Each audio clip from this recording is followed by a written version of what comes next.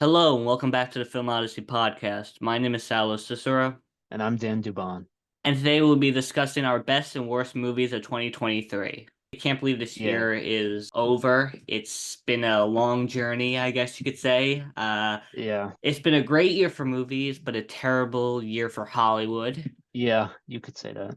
I have 10 best and 5 worsts of the year. Dan, you have 10 bests and 10 worst, yeah. 10 worst, so we're gonna try to see how this goes. You watched a lot of things on streaming, but also you went to the theaters. I mostly went to the theaters. I stayed away from streaming to support the Yeah, cinemas. But yeah. smarter than me.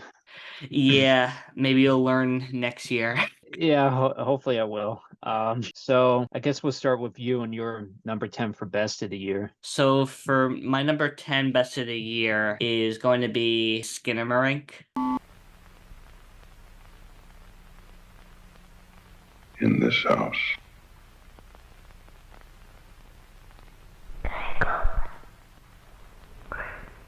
In this house.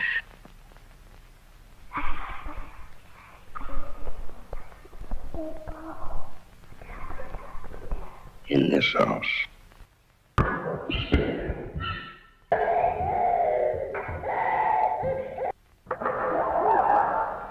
Oh, I Prob- forgot that even came out, if I'm being honest. Yeah, I know. Most people did. It's a movie that came out early in January, released worldwide. It divided a lot of people. Some people loved it, some people hated it. I was one of the people who really liked it a lot. The movie is very, very original. It's experimental, of course. It deals with our childhood fears of the dark and waking up at night and the whole feeling of being alone in that atmosphere, that creepy feeling. And imagine like an hour and 40 minutes of all of that, of having those thoughts of there's monsters in your closet or your house is haunted, but from a child's perspective. And it doesn't do it in a supernatural way. It does it like the Blair Witch. And the movie takes place in the 1990s, so it definitely gets inspired by the Blair Witch and creepypasta. All right. I mean, I respect your opinion, even though I have a completely different one I know, yeah. about this movie. So my number 10 is actually David Fincher's The Killer. Stick to your plan. Trust no one. Stick to the plan. Forbid empathy. Stick to the plan. Anticipate. Never yield an advantage. Stick to the plan. Fight only the battle you're paid to fight. Ask yourself, what's in it for me? Stick to the plan. Empathy, weakness, vulnerability. This is what it takes if you want to succeed. Simple. Now, this obviously isn't one of Fincher's like best movies, but compared to Mank, which released in 2020 and which I thought was just dreadful, I thought this movie was certainly a step up. Michael Fassbender, he gave maybe his first great performance in like 8 years, I think, in this movie. And yeah, it got me excited for Fincher again. I just hope his next movie gets a theatrical release. But maybe I'm Yeah. hoping for too much with that. Number 9 for me is going to be How to Blow Up a Pipeline. Hey everyone, welcome back to Boom Talk. Today, teaching myself to make a homemade blasting cap. And if this works, it'll be step 1 in making our own improvised explosive. This movie was just anxiety inducing from beginning to end. It's a very important movie for our times, and I feel like it's going to be relevant for years to come. It deals with a lot of topics about climate change, global warming, and it deals with activists and fighting against the government. The performances were all great. The directing was fantastic. By the end of the movie, I just felt like I experienced something like crazy for like an hour and 40 minutes, and it's by Neon, so it was pretty hardcore for what it was, and it was not it didn't shy away from any controversy, especially with the FBI. So my number 9 is Past Lives. There's a word in Korean, inyeon. It means providence or fate. Do you believe in that? That's just something Koreans say to seduce someone.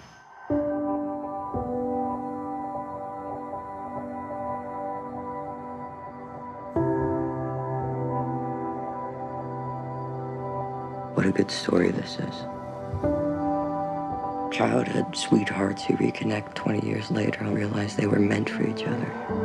In the story, I would be the evil white American husband standing in the way of destiny. Shut up. He was just this kid in my head for such a long time. I think I just missed him. Did he miss you? Haesung! 와, 너다. This is Celine Song's directorial debut, starring Greta Lee. And I thought this movie was kind of a surprise. It kind of came out of nowhere. I feel like no one was talking about this movie until it released. And then you start to see all this buzz surrounding it, like these articles talking about the movie, people online talking about it. And if you've seen the Before trilogy that Richard Linklater has done with Ethan Hawke, this movie is kind of similar in vein to those movies where it gives like a very realistic portrayal, like on romance and on like falling in love, falling out of love, that sort of thing. And for this to be Celine Song's directorial debut, it's like extremely good. I mean, off the top of my head, I can't think of a directorial debut that was as good as this movie, maybe aside from Jordan Peele's Get Out. Yeah, I'm looking forward to seeing whatever she does next. Coming in at number 8 for me is going to be another neon film, Anatomy of a Oh. Fall. I just want you to know one thing. I'm not a monster. I need you to be precise. Tell me everything. Yes. I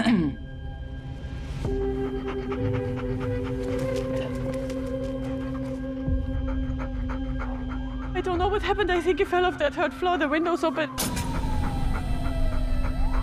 The autopsy report is inconclusive. An accidental fall is going to be hard for us to defend. That's why there's an investigation for a more suspicious death, because you were the only person there. And of course, you're his wife. Stop. I did not kill him. That's not the point. Yeah, this film was really surprising. There's a lot of commentary about being innocent and guilty and how one can prove that you are guilty of a crime, and the whole thing about there being evidence to support it and how people make you into this monster, but it's also your actions that maybe you are unaware of or that you continue to deny that led to something happening in the first place. And it deals with that. And I really think it did a great job, because at first you're wondering, you're feeling bad for our main protagonist. But as we go forward, we start to understand why everyone is feeling this way and how even this whole situation happened to begin with. And it's full of twists and turns, and by the end, I was kind of sad, actually, by the end, but that was the point of the movie.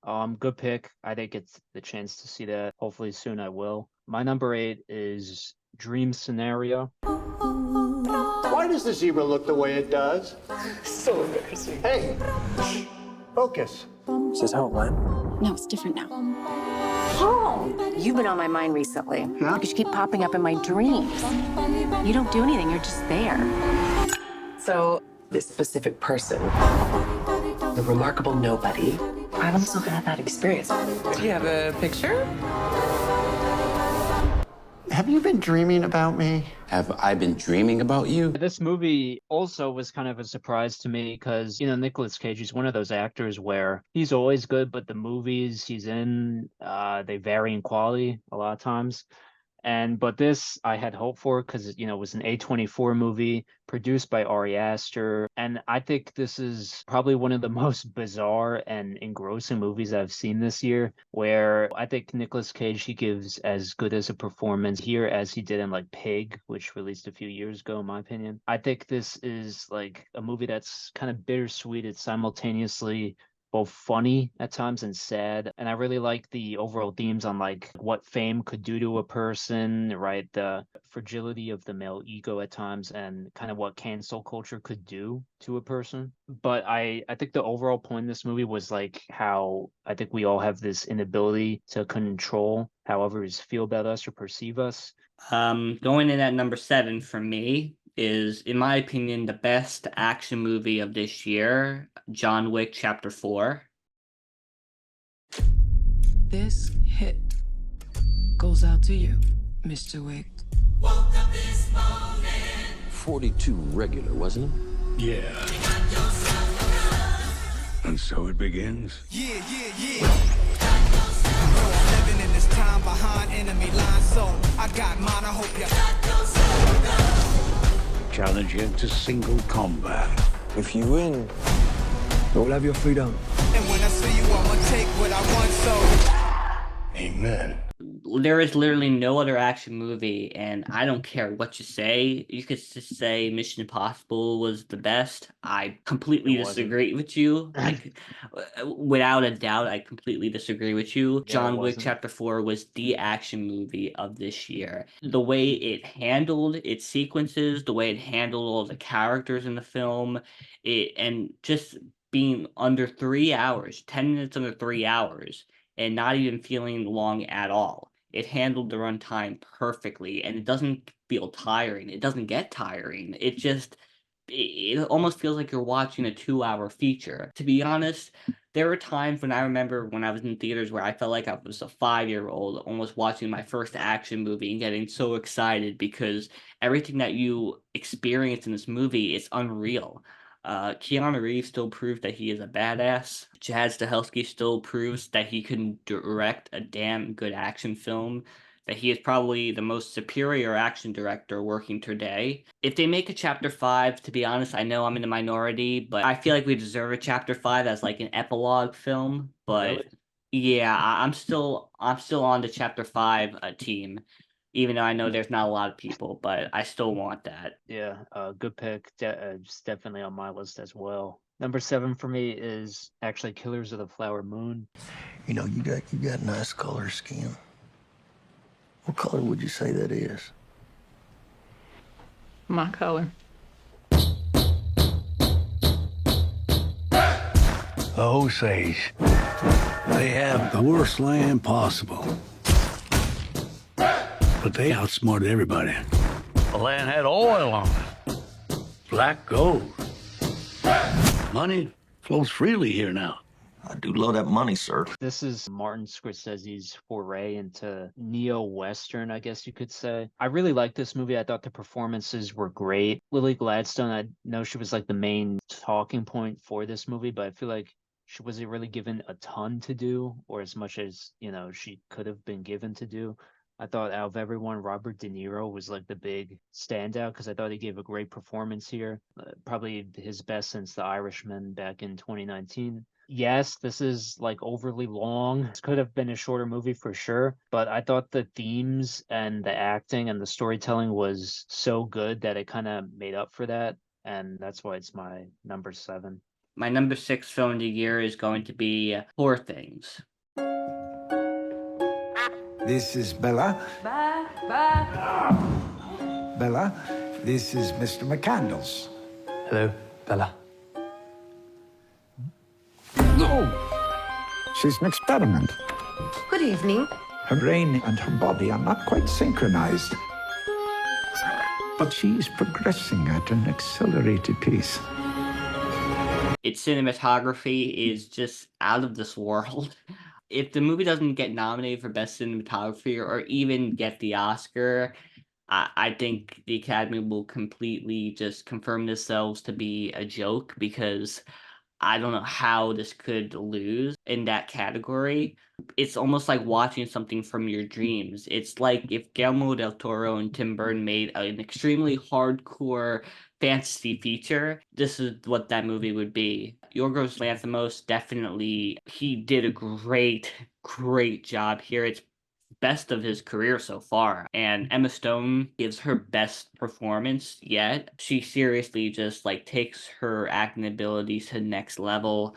And She does a lot of things in this movie that usually it takes a lot of guts to have the amount of range that she did. Mark Ruffalo was fantastic too, and Willem Dafoe was excellent. He was funny too at times. But yeah, I'm definitely going to be watching this movie again. My number 6 is also Poor Things, and I agree with almost everything you said about this movie. You know, Emma Stone gives a great performance. Overall, just a really great movie that deals with, I'd say, a subject matter that could have been a disaster in the hands of a bad director. But in the case of this movie, it worked out really well. And definitely one of the most gorgeous movies I've seen this year, and just a bold movie that I don't regret watching. Number 5 for me is going to be Oppenheimer.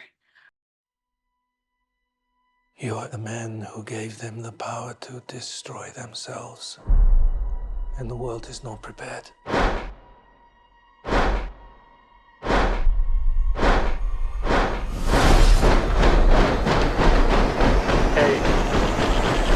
7, 6, 5, 4, 3. Truman needs to know what's next. 2. What's next? 1. I love Christopher Nolan. I've seen this movie way too many times, but each time I've seen it, the more I love it. Cillian Murphy, if he doesn't get that damn Oscar, and a lot of people are pushing for it, man, a lot of people.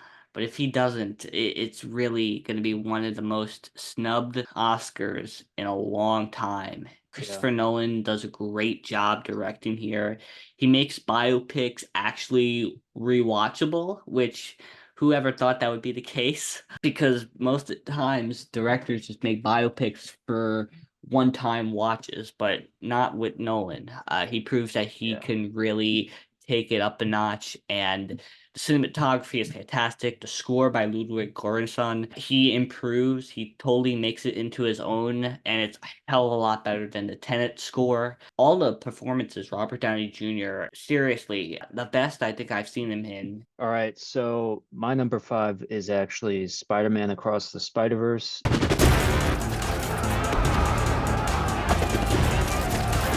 Who do you think you are? Really? We are supposed to be the good guys. We are.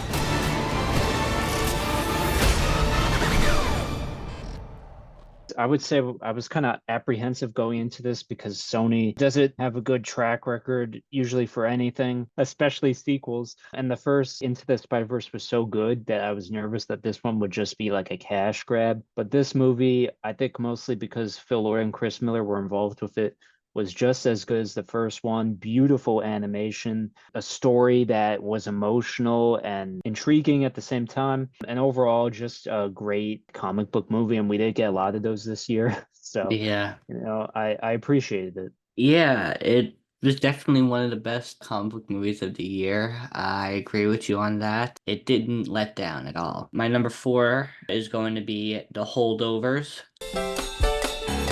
You just earned yourself a detention, sir. Being here with you is already one big detention. Son of a bitch, that's another detention. Do you think I want to be babysitting you? No, I was praying your mother would pick up the phone or your father would arrive in a helicopter or a flying saucer. My father's dead.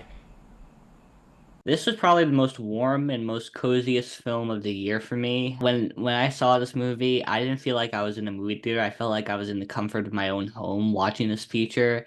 Like one of those movies where you warm up on a snowy day, have some hot chocolate, and watch like a 2-hour movie. It's like a holiday classic. Paul Giamatti was fantastic in this movie. Pretty much everybody was great in this film. I loved the bickering back and forth between Dominic Sez's character and Paul Giamatti's character. The student and teacher who do not get along at all and have to deal with each other during the winter break. The whole movie in general is just, it's such a rare movie that we don't get nowadays, and I wanted to watch it again and again and again, especially during the holidays when I get a chance to. The 70s aesthetic was fantastic, making the movie look like it was shot on film when it wasn't. That's the only time I'll ever compliment a movie for not actually being shot on film. The fact that you convinced me that it was shot on film when it wasn't, I feel like that already is just impressive. So I'll give you props for that. So my number 4 is John Wick Chapter 4. Now this is easily the best action movie of this year. I know some people will argue, oh, Mission Impossible Dead. No, this is easily the best action movie of the year. Mm-hmm. Chad Stahelski, man, if I was like an agent in Hollywood, I'd be hiring him for almost every action movie I could, because this guy, it's like the way he shoots action, the way it's choreographed is just top tier. I don't think there's really anything else like it aside from maybe Gareth Evans, who did the Raid movies. But this was just, I think, a great fitting, hopefully, final chapter for John Wick as a character. You know, I'm not really sure how you could continue his story after this movie without it being completely ridiculous. Yeah, I think this was a great conclusion to John Wick's story, a great action movie, and one of the most satisfying experiences I've had in the theater this year. Number 3 on my list is going to be Ari Aster's Beau is Afraid. She's very pretty. Is that the type of girl you're attracted to? I am so sorry for what your daddy passed down to you. But I wanted a child. I'm visiting my mother tomorrow. Do you ever wish that she was dead? What? Beau? Are you on your way? I'm on my way. It's not safe, is it? I sincerely doubt that. I'm sure you'll do the right thing, sweetheart. I knew that had to pop up. I've seen this movie way too many times, and I don't have mommy issues. I just admire this film so damn much. Ari Aster just taking full control and just making the movie he wants to make without giving a shit about anybody's thoughts. He doesn't care. He just made the movie he wanted to make, and he is happy with it. And so am I. You feel like you're on acid when you're watching this movie. It's literally 3 hours of what it's like to have an anxiety attack, like a panic attack. And this movie does it in such a unique, bizarre, creepy yet hilarious way, and it's something that you can't even believe it exists. And I know for a lot of people that's going to be a negative, but for me it's an extreme positive. When it came to Midsommar, I was kind of worried because I wasn't such a huge fan of Midsommar. It was very underwhelming for me, but this film brought Ari Aster back on the map for me, and it made me realize why his films feel like an event for us film lovers. And Joaquin Phoenix, oof, my God, he just proves why he's one of the best actors working today. So my number 3 is actually The Boy and the Heron. Mahito. So, you made it. Mother. Have a seat. It's this way, Mahito. A lot of strange things happen in this place. Now, this is a movie that was highly anticipated by a lot of people who are like Miyazaki fans who've watched all his movies, because this is supposedly going to be the last movie of his career. I mean, the man is like 80 years old at this point, so he's around that age where, you know, he can't keep doing this forever. Unfortunately, when I first walked out seeing this, I was kind of like, man, I'm not sure how to feel about this, but the more I thought about it, the more I kind of loved it. I really liked the overall themes of like grief, acceptance, and kind of like legacy on what you leave behind. I thought the animation was great. I saw the English dub version of this in theaters, and I thought all the voice acting was great. And for a 2-hour movie, it was pretty breezy, I have to say. Like, it did not feel like 2 hours to me at all. So Robert Pattinson as the Heron here probably gives one of the best voice acting performances ever, I think, because you wouldn't know it was him just by listening to this character speak. It's like, who is this guy? But it's him, and he shows off even more range in this movie than he already has in the past. So yeah, it's crazy. Going on number 2 now for me is going to be Spider-Man Across the Spider-Verse. I think this was better than Into the Spider-Verse after a few viewings. Yes, this exceeded my expectations, and I feel like this is a flawless film.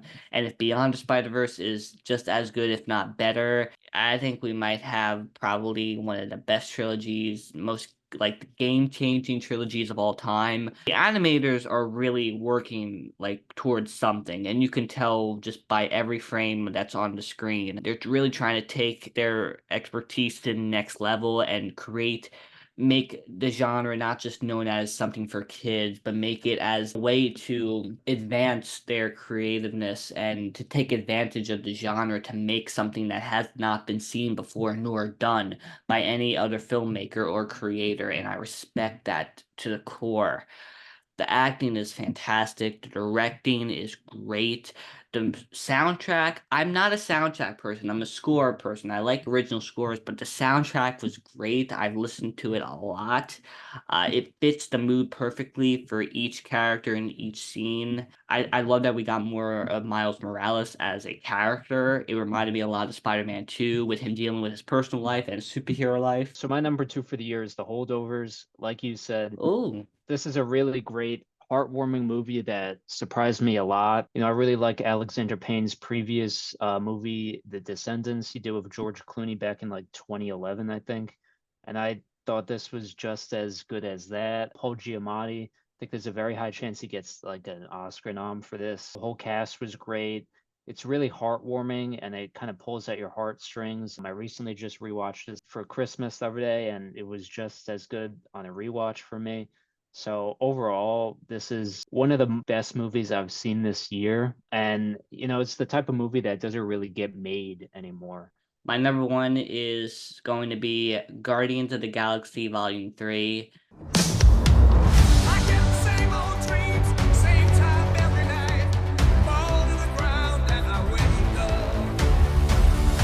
My sacred mission is to create the perfect society. He didn't want to make things perfect.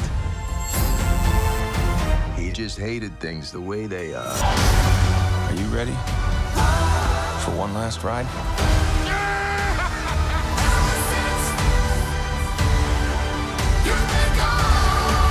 We'll all fly away together. Into the forever and beautiful sky. There was nothing this year that beat that film for me, and I'm shocked. Really? Personally for me, this one was the one that got me. It was everything I wanted it to be, concluding this trilogy that I fell in love with since the beginning, since 2014 when we were introduced to these characters, and it gave us the best ending it possibly could have. James Gunn, just because he's now in charge of DC, he did not mean that he was ready to let this go. He was going to give his all to this finale, and he did. And it proves, it shows, it is heart-wrenching, it's heartwarming. I cried, I laughed.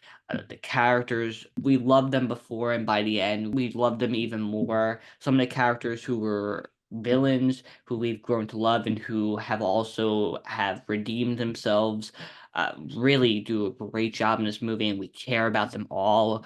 Rocket Raccoon is the main character of this film, but he is not the only person who is focused on. We do get a lot from the other characters, and we see how broken they are, and we feel just as sad and broken with them, and we want them to succeed. And I think this is also a really big metaphor for James Gunn and about his career and how he has grown as a human being and also as a filmmaker, because it does show in this movie, because this is a darker entry in the trilogy. Yeah, well said, well said.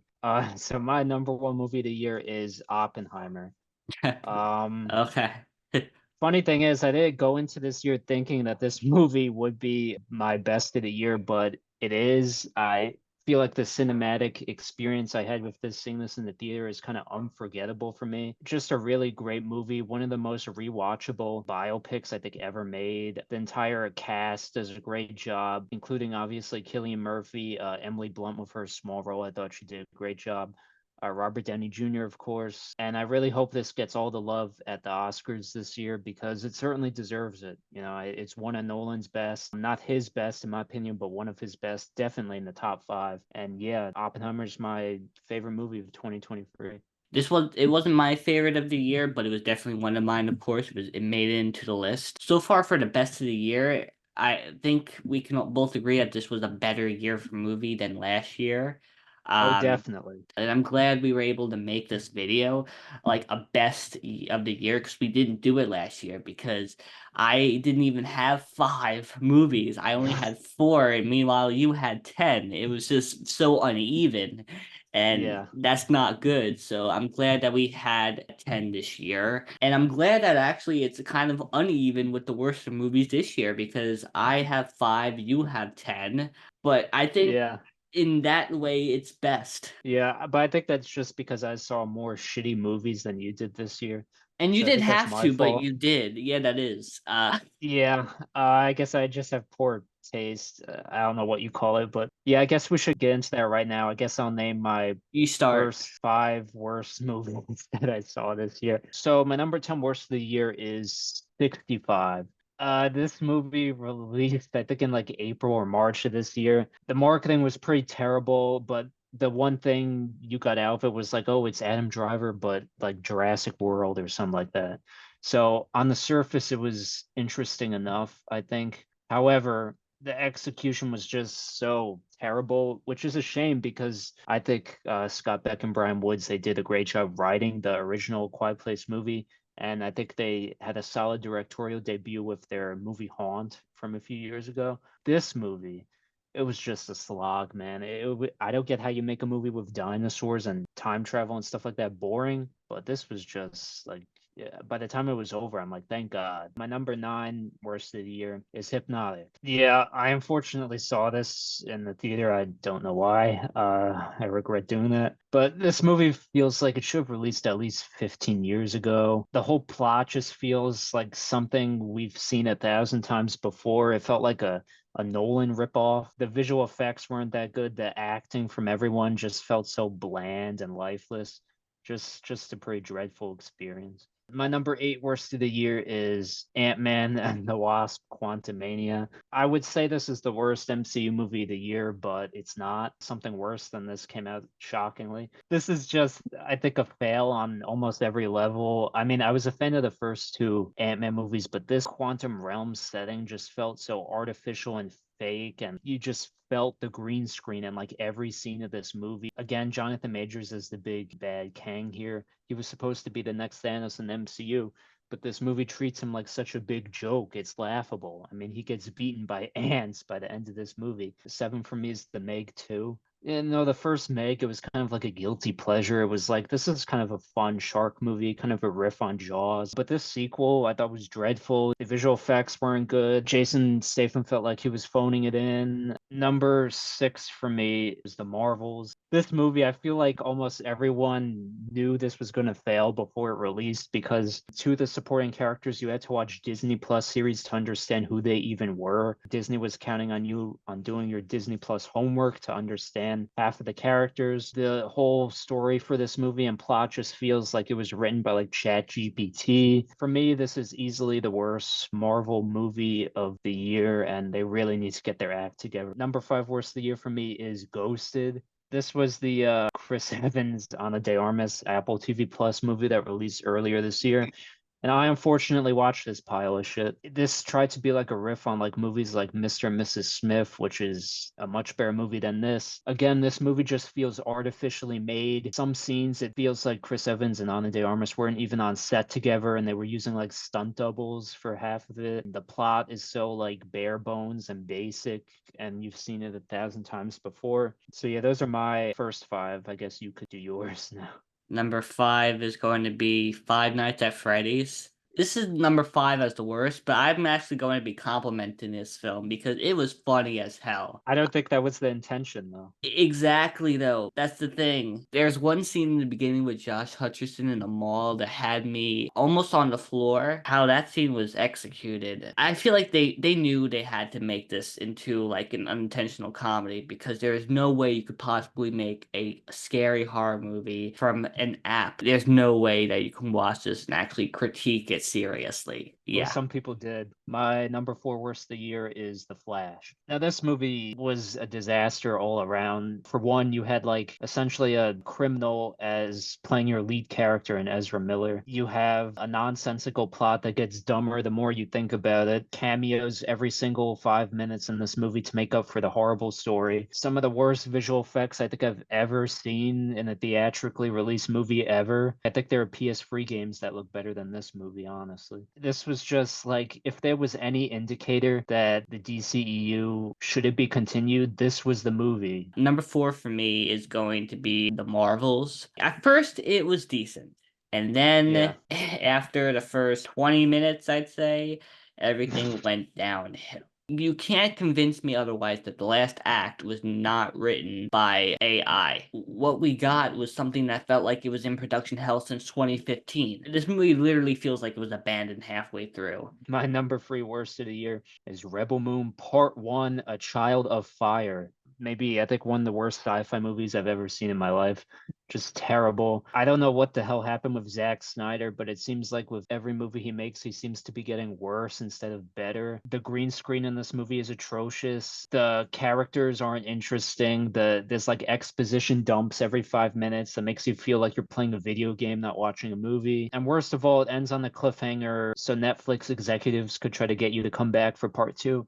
But I think joke's on them because I don't think anyone will because the movie was that terrible. Going on at number 3, probably one of the most annoying movies of the year for me, Transformers Rise of the Beast. The dialogue in this movie is dreadful. For 2 hours and 7 minutes of this movie, I felt like I was being tortured. One of the writers wrote The Flash and Army of the Dead. So that just tells you everything you need to know. Number 2 worst of the year for me, which I watched online, didn't even go to a theater this year, is Expendables 4. I don't know where to start with this. Look, the franchise was never big to begin with. It was mostly aimed at older men because you got a bunch of these old action stars together. And that was the main appeal for this franchise. But the thing is, with this 4th movie, it's like, who the hell are you there to see? It's not Sylvester Stallone because he's like 30 minutes of screen time and then he disappears. And then it essentially becomes like the Jason Statham and Megan Fox show. Going on to number 2 now, and this is probably the most annoying movie of the year for me. Family, which equals Fast X. Oh man, you weren't a fan of Vin Diesel grunting his way through this movie? The first sequence in Rome, Italy was great. And then afterwards, I really was just getting a headache. I had to sit through 142 minutes of this pile of shit. If you're a fan of these movies, kudos to you, but I'm not going to see the next part of Fast X, and I have no interest. My number 1 worst movie of the year, no question about it, is Winnie the Pooh, Blood and Honey. I feel like most people already knew before this release that it was going to be dog shit because the whole movie's premise is just the creators and producers, directors, whoever, taking advantage that Winnie the Pooh's in the public domain, so let's make a horror movie. Unfortunately for them, they put zero effort into this movie. Everything about this sucks. The cinematography is so bad you can't even see characters on the screen. Acting is dreadful. Story is even worse. The budget is like non-existent. You have like grown men running around in like a piglet costume. Like, how pathetic is that? Easily the worst movie I saw this year. And why the hell a sequel was greenlit and filmed, I have no idea. But I'll tell you this, I won't be watching that shit. So my number 1 worst movie of 2023 goes to Meg 2: The Trench. I almost completely forgot what this movie was about or what happened in it. That just goes to show you. We all knew the sequel was going to be even worse, I feel. It was so cringe. Like, you know how the Jaws sequels were after Jaws 2? It felt like that, but just made like in 2023. So yeah, there you have it. Those are our best and worst movies of 2023. Let us know, your thoughts. If you agree with our lists, what are your worst and best movies of 2023? Let us know. And we should be back pretty soon with our most anticipated movies of 2024 coming out pretty soon here. So yeah, thank you for sticking with us throughout this year. We've made a lot of videos, we've done a lot of reviews, but yeah, thank you for watching. Tell us what your favorites were, your least favorites were. See you guys next time.